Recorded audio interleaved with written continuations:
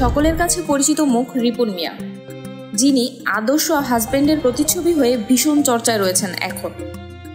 রিপন মিয়া অনেক বেশি সহজ সরল একজন মানুষ, এটার কারণেই তার অনেক ভক্ত। অনেকে তো এমনও বলে থাকে তার মতো সুখে শান্তিতে সরলভাবে লাইফ লিড করতে চায় তারা। বাট এই লোকটা আসলেই একজন বুদ্ধিমান মানুষ। ইউজুয়ালি সে কোনো ইন্টারভিউতে যায় না, বাট এবার একটা পডকাস্টে এসে সবাইকে তাক লাগিয়ে দিল সে তার সুন্দর মানসিকতা দিয়ে। এখানে এসে সে অনেক সুন্দর সুন্দর কথা বলেছেন।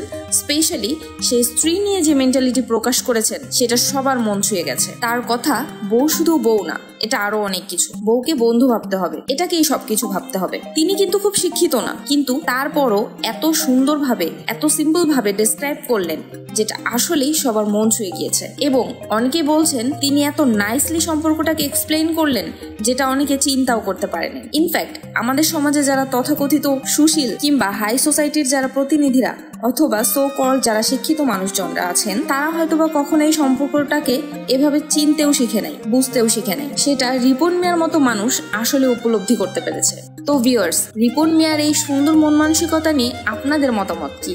অবশ্যই কমেন্টে জানিয়ে যাবেন।